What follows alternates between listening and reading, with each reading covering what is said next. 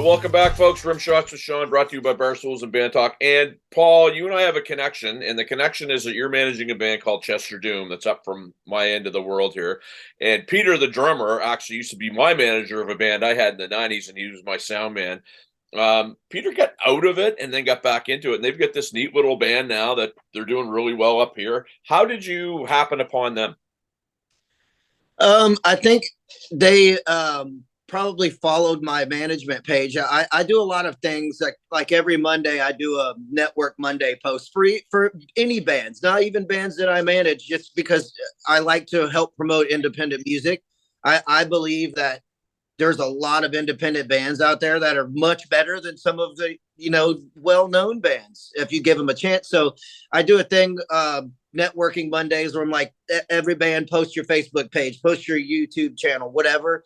And I think that they may have kind of connected with me through that, but then so I keep a very small roster. I had a couple of spots come up for this year, so I made a post about, I have a couple of spots and bands make submissions, and they were one of the bands that submitted.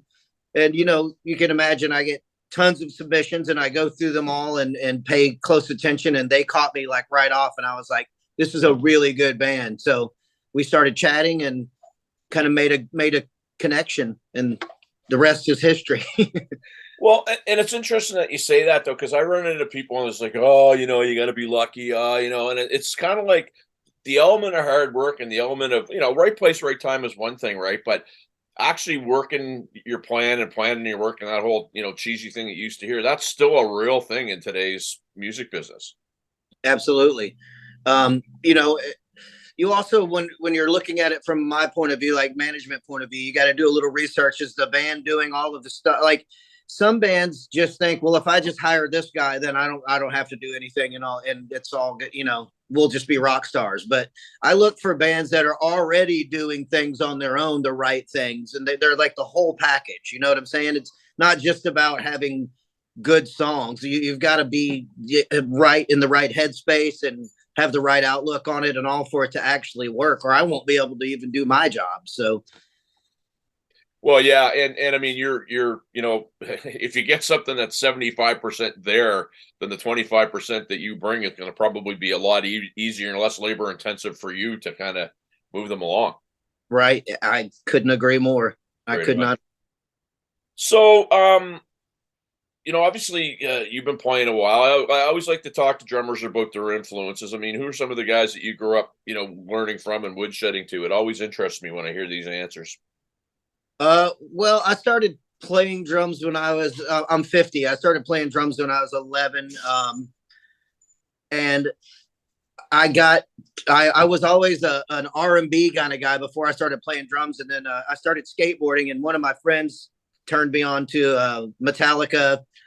One of the first rock albums I ever bought was Iron Maiden, Peace of Mind. So how I kind of learned how to play drums was just put headphones on and play Nico McBrain, like Iron Maiden, Motley Crue, Slayer, Metallica, all of those bands, and just try to imitate and figure out what they were doing. I pretty much self-taught myself that way. But all of the metal bands, from the heavy metal bands from the 80s and stuff, was pretty much all of my influences. I'm looking over my shoulder because I don't exactly know where it is. Oh, look at this, Paul. Look at this. Now. There you go. That was it. That was the album I ever bought. Picked it up on vinyl, my friend. And the intro to Where Eagles Dare is a daily practicing for me. It's one of those, I don't know, that whole album, man, when you first heard it, it was kind of like, what's this new guy going to sound like? Bam, there he was, right? Magic. Incredible. Yeah. Just incredible.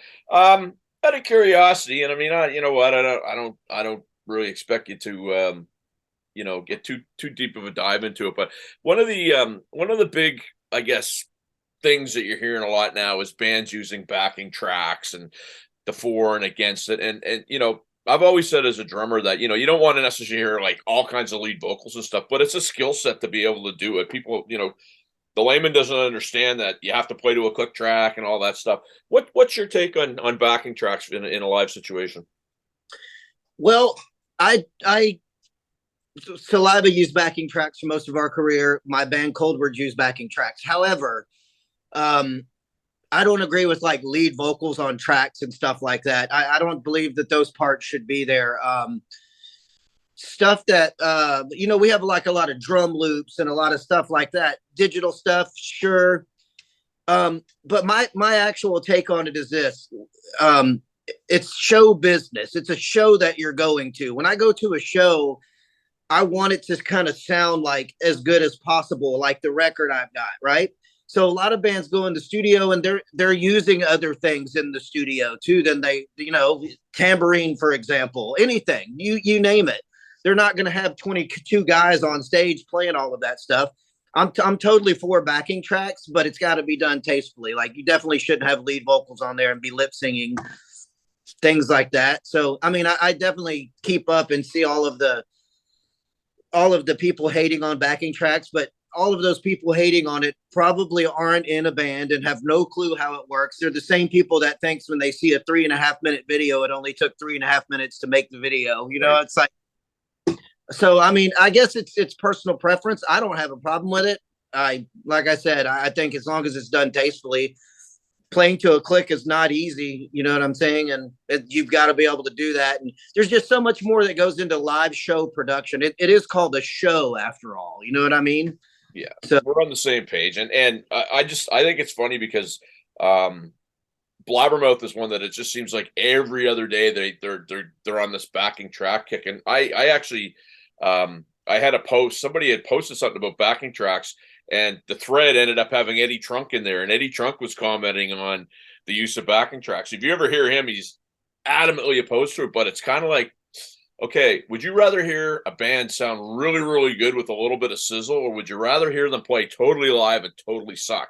And I think I'd rather hear them play with a little bit of sizzle and some backing tracks and sound like total garbage. Well, for one, nothing against Eddie Trunk, but that's dinosaur mentality is what I call it. You're not willing to look into the new. You're only stuck in this one time zone. You know what I'm saying? So what my point is this. Bands go in the studio and they're not just using 2 guitars, a bass guitar, and a drum set. Yeah. They're recording other things into that song. So you should be able to present those other things at your live show as well. You know what I mean?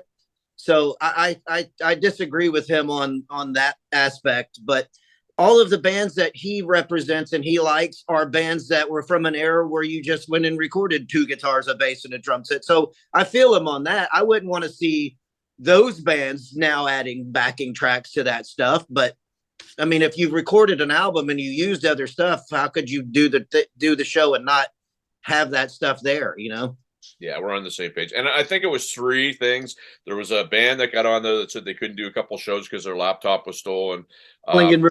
Yeah.